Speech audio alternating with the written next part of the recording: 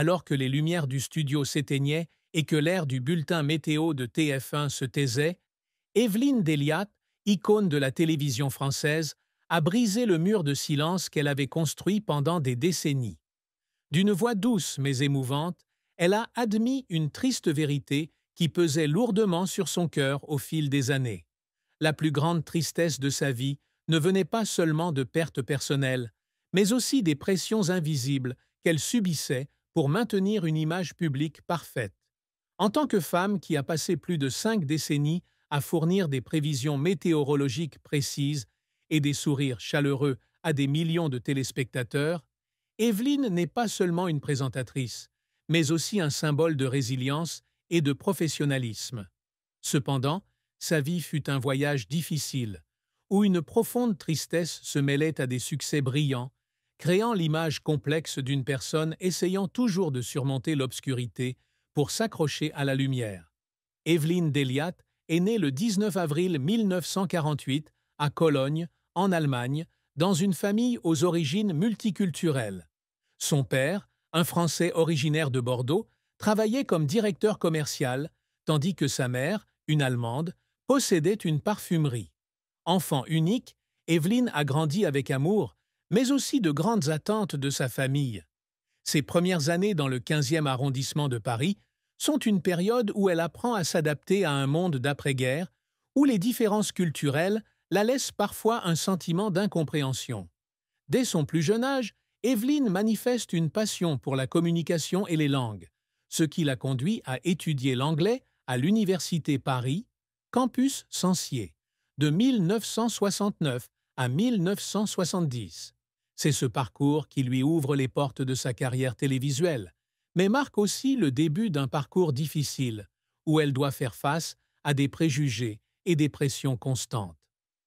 La plus grande tristesse dans la vie d'Evelyne Delia n'était pas seulement la perte personnelle, mais aussi le sentiment d'être emprisonnée dans l'image parfaite qu'elle était forcée de maintenir.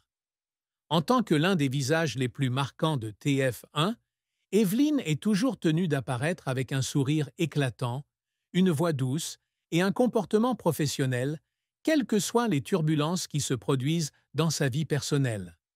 Dans une rare interview accordée à Gala en 2025, elle a admis que ce qui lui faisait le plus mal était de ne pas pouvoir exprimer ses vrais sentiments en public. « Il y a des jours où j'ai juste envie de pleurer, de crier que je suis humaine aussi, mais je ne peux pas, dit-elle, la voix brisée. Cette tristesse découle des premières années de sa carrière, lorsqu'elle a lutté pour être reconnue dans une industrie qui privilégiait l'apparence et la perfection. En tant que femme entrant à la télévision à la fin des années 60, Evelyne a été confrontée aux stéréotypes selon lesquels les femmes ne devraient de jouer que des rôles secondaires et ne pas être à la hauteur pour occuper des postes importants. Les critiques sur son style ou sa voix, bien que rares, ont laissé de profondes cicatrices. L'un des plus grands défis de la vie d'Evelyne a été sa lutte contre le cancer du sein en 2012. Elle a découvert la maladie lors d'un examen de routine, et la nouvelle a été un tel choc qu'elle a failli la briser.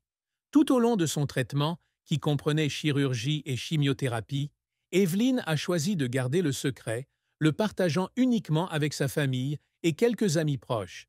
Elle a continué à travailler aussi longtemps que sa santé le lui a permis, apparaissant à la télévision avec un sourire inchangé, comme si de rien n'était.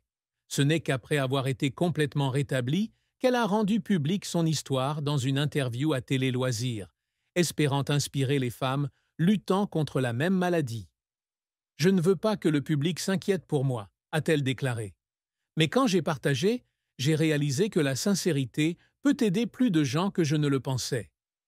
La lutte contre le cancer n'était pas seulement un défi physique, mais aussi un cheminement spirituel, où Evelyne a dû affronter sa peur de la mort et la fragilité de la vie. La perte personnelle fait partie intégrante de la triste histoire d'Evelyne. En 2017, son époux bien-aimé, Philippe Maraninchi, décède après 51 ans de mariage.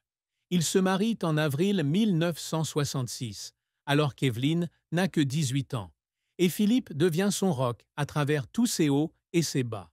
Son décès a été un coup dur pour Evelyne, laissant un vide qu'elle admet ne jamais pouvoir combler. Dans une interview accordée à France Dimanche, elle a confié que les mois qui ont suivi la mort de Philippe ont été la période la plus sombre de sa vie. « Je lui parle encore tous les jours, dit-elle, les yeux remplis de larmes.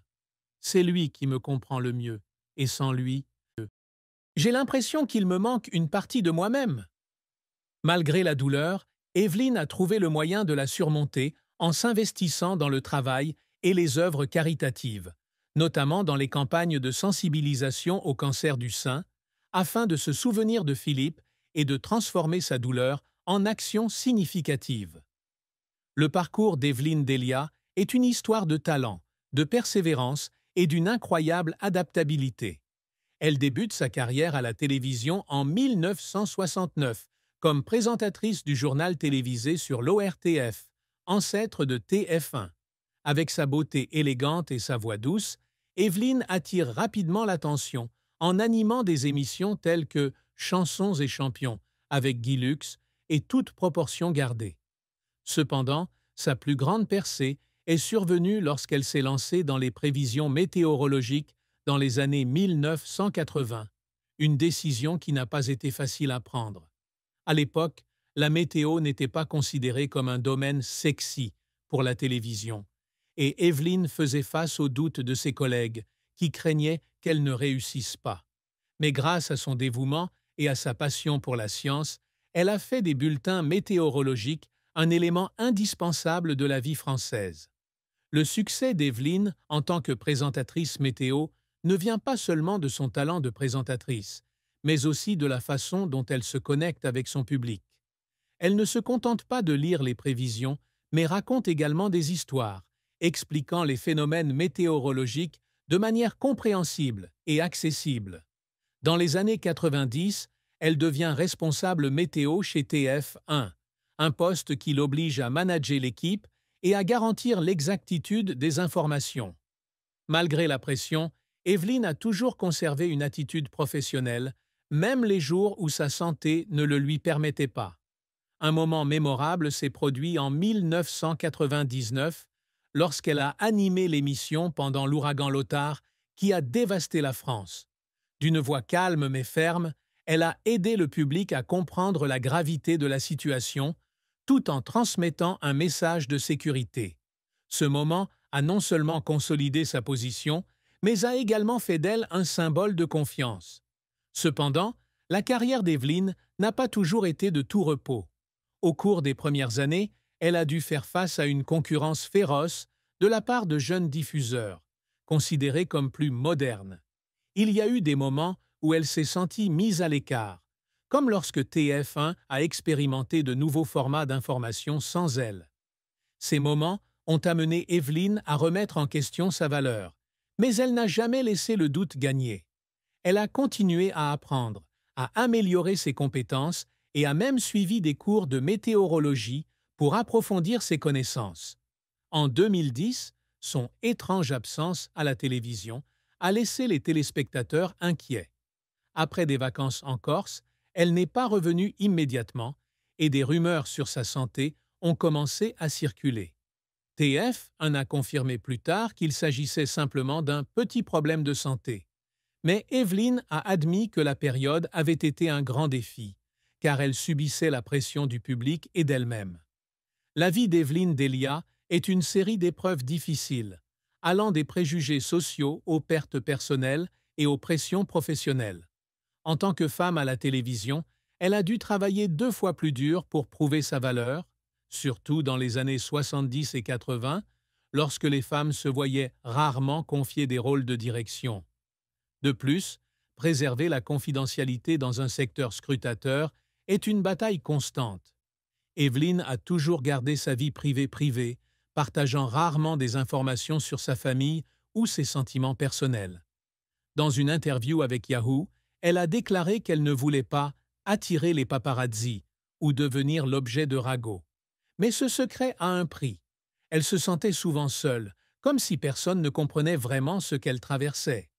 Un autre défi est de concilier travail et famille. Mère d'Olivia, sa fille unique avec Philippe, Evelyne essaie toujours de consacrer du temps à sa famille, Mais l'emploi du temps chargé de TF1 l'a fait souvent culpabiliser. Dans une conversation avec Pure Pupil, elle a partagé qu'il y avait des jours où elle ne voyait Olivia que quelques minutes avant d'aller se coucher, et que cela lui brisait le cœur. Elle tente néanmoins de compenser en participant aux activités de ses enfants, des spectacles scolaires aux sorties en famille. Après le décès de Philippe, le rôle d'Evelyne dans la famille est devenu encore plus important, mais elle admet qu'être mère célibataire à 69 ans était un défi qu'elle n'aurait jamais pensé relever. Ce qui rendait Evelyne la plus triste et la plus profonde tristesse de sa vie, c'était le sentiment qu'elle ne pourrait jamais être complètement elle-même. Bien qu'aimée par des millions de téléspectateurs,